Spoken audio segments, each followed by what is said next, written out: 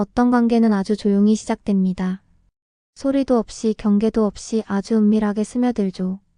그리고 문득 깨닫게 되는 순간 이미 되돌릴 수 없는 곳까지 와 있다는 걸 알게 됩니다.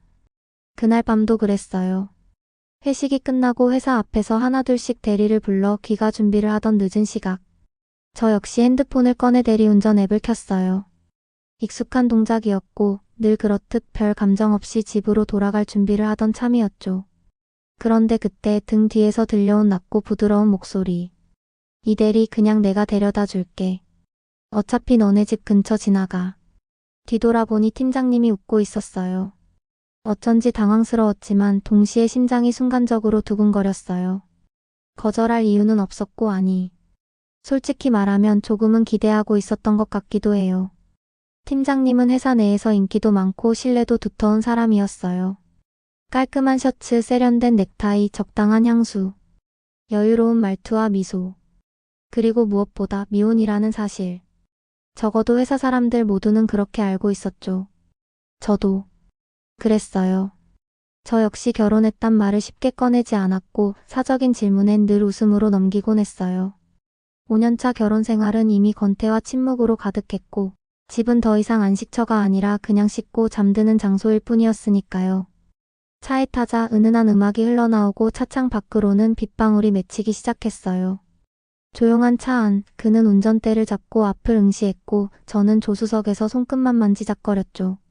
오늘 회식 좀 힘들었지? 그가 먼저 말을 건넸어요. 괜찮아요. 늘 비슷하죠, 뭐. 근데 너 요즘 좀 다르더라. 웃는 얼굴 보기 힘들어졌어. 무슨 일 있어? 그 말에 순간 아무 말도 할 수가 없었어요. 누구도 묻지 않았던 말. 남편도 친구도 심지어 나 자신조차도 묻지 않았던 질문이었거든요. 그냥 집이 좀 그래요. 남편이랑은 거의 대화도 없고 뭐가 문제인지도 잘 모르겠고요. 하루하루가 그냥 버티는 기분이에요. 그는 고개를 끄덕였어요. 한동안 말없이 운전만 하더니 잠시 신호에 걸려 차가 멈춘 순간 그가 제 쪽으로 고개를 돌렸어요. 힘들었겠다. 사람은 누구나 기대고 싶을 때가 있는 건데. 그 말이 그렇게 따뜻하게 들릴 줄 몰랐어요. 문득 울컥하는 감정이 올라왔지만 겨우 삼켰죠. 그러다 문득 그의 손이 조심스럽게 제 손 위에 얹혀졌어요. 처음엔 움찔했지만 그 손길이 너무도 따뜻해서 저도 모르게 그 손을 꽉 잡아버렸어요. 숨소리만 가득한 차 안에서 우리는 아주 천천히 서로를 바라봤어요. 누가 먼저랄 것도 없이 마음이 기울기 시작했죠. 이러면 안 되는 거 아는데. 널 보면 그런 생각이 안 들어. 그의 고백에 저는 아무 말도 하지 않았어요. 대신 손을 놓지 않았죠. 이미 답은 나와 있었어요. 지금 이 순간 누가 먼저였고 누가 유혹했는지는 중요하지 않았어요. 그날 밤 팀장님 차 안에서 모든 게 시작돼 버렸어요. 서로의 외로움이 맞닿은 그 짧은 순간이 우리가 절대 돌이킬 수 없는 방향으로 가는 출발점이 될 줄은 그때는 몰랐어요. 그날 이후 팀장님과의 관계는 말로 설명할 수 없는 속도로 깊어졌어요. 겉으로 보기엔 아무 일도 없었던 것처럼 우리는 각자의 일상으로 돌아갔지만 서로에 대한 감정은 더 짙어지고 있음을 느꼈죠. 며칠 후 우리는 외근을 핑계로 또다시 단둘이 함께하게 됐어요. 회의가 끝나자마자 조용히 눈빛을 주고받았고 누가 먼저랄 것도 없이 짐을 챙겼죠. 조금만 돌아가자. 사람 많은 데 말고 조용한 데서 점심이나 먹자. 팀장님의 제안에 저는 말없이 고개를 끄덕였어요. 이미 마음속에선 그가 원하는 방향을 알고 있었고 거기에 저항할 생각조차 하지 않았어요. 우리가 도착한 곳은 도심 외곽의 허름한 숙박업소였어요. 간판조차 희미한 모텔 앞에 차가 멈췄을 때 저는 숨을 깊게 들이쉬었죠. 이 문을 들어서는 순간 나는 정말로 선을 넘게 된다는 걸 알고 있었으니까요. 하지만 발걸음은 멈추지 않았어요. 팀장님도 아무 말 없이 문을 열고 들어갔고 프런트에서 숙박카드를 받아 방으로 향했어요.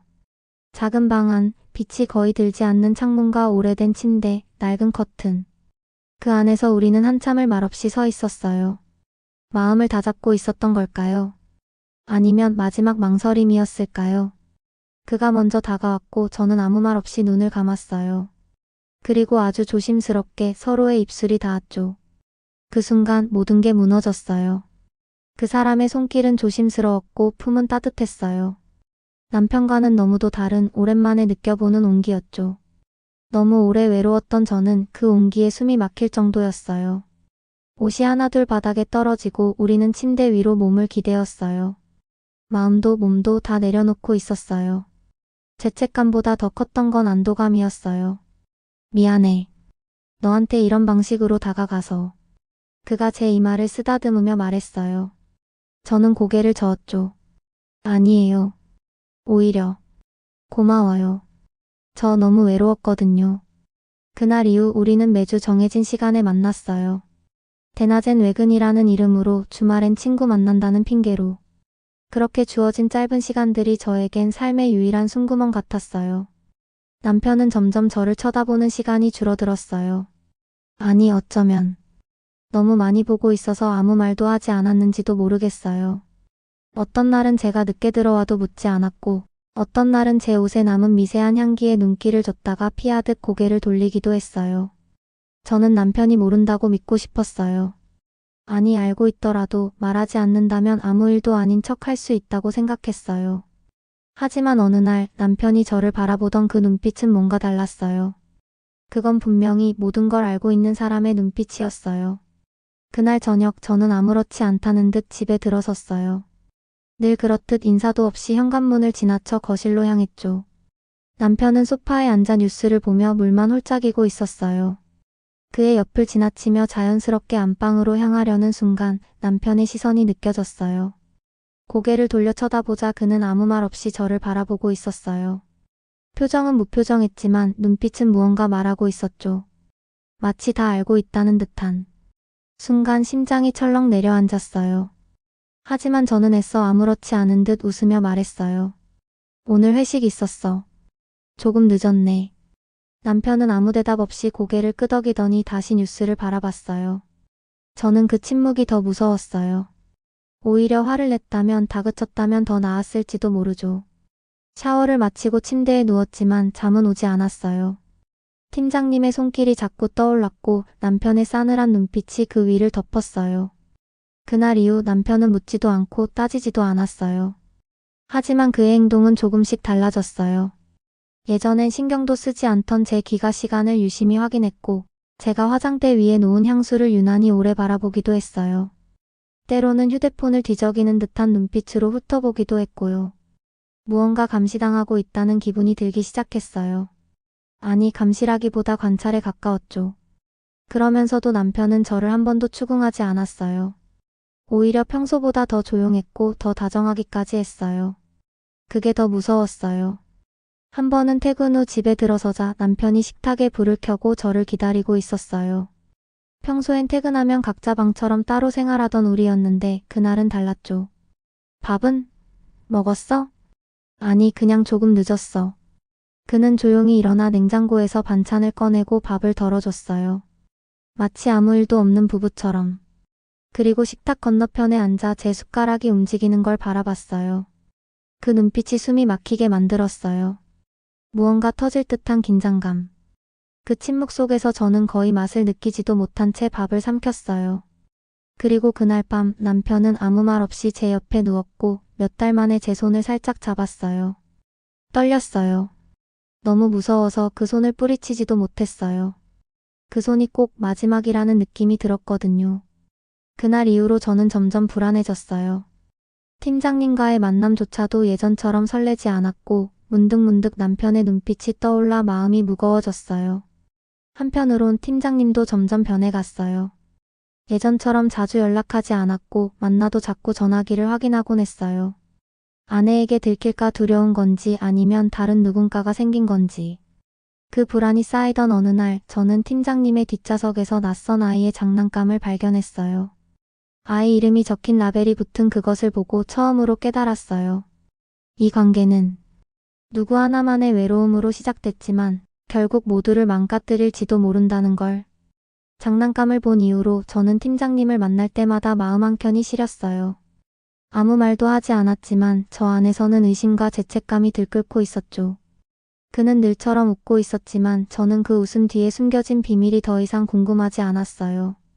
궁금해지면 무너질 걸 알았거든요.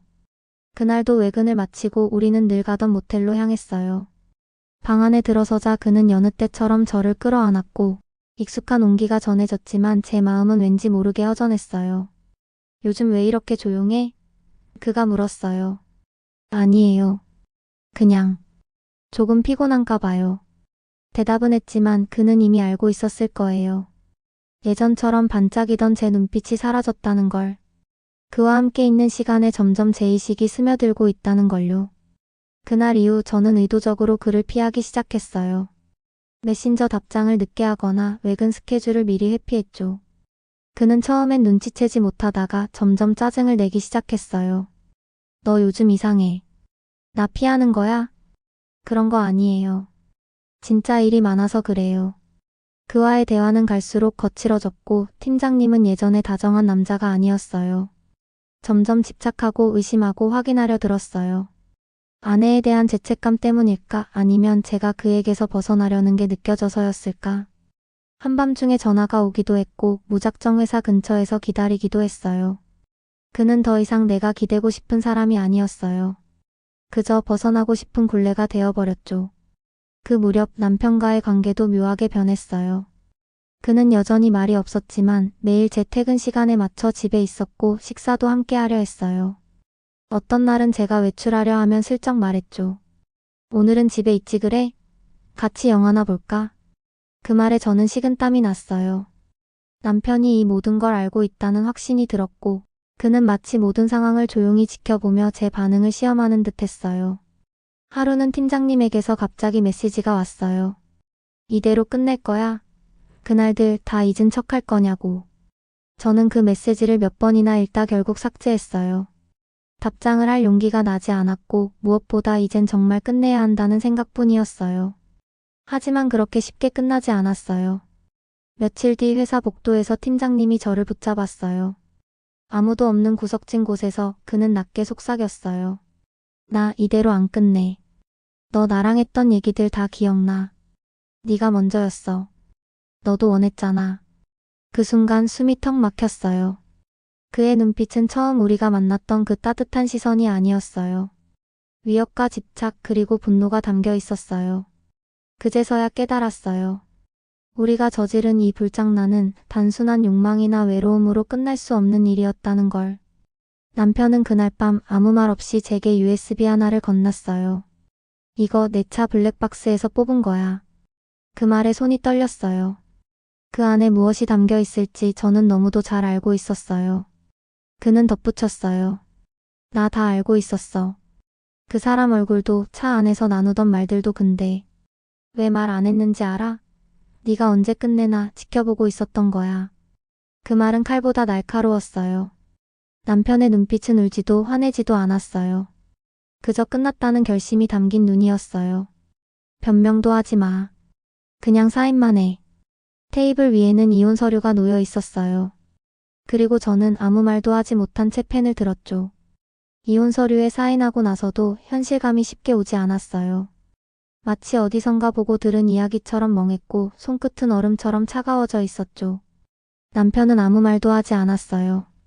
그저 서류를 받아 조용히 방으로 들어갔고 저는 텅 빈 거실에 혼자 남겨졌어요. 소파에 주저앉은 채로 얼마나 시간이 흘렀는지도 모르겠어요.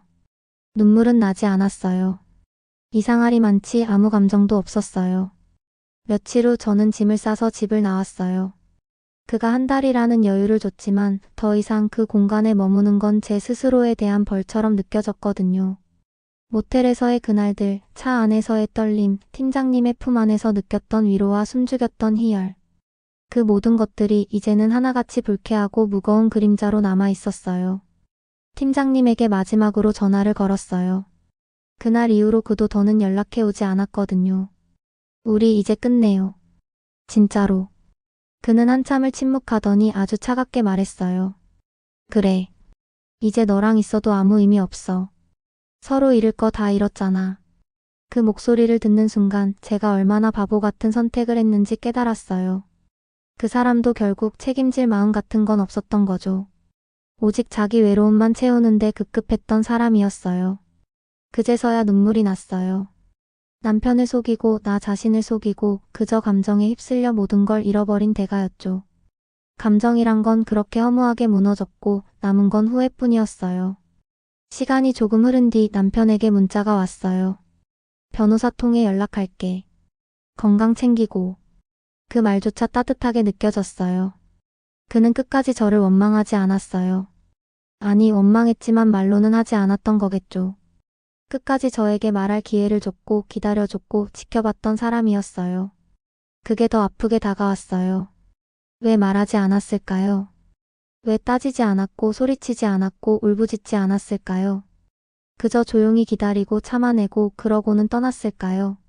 어쩌면 저보다 훨씬 어른이었기 때문일지도 모르겠어요. 사랑이 끝나도 그 사람은 제게 마지막 존엄을 남겨준 거였는지도. 그 이후로 저는 팀장님을 다시 본 적 없어요.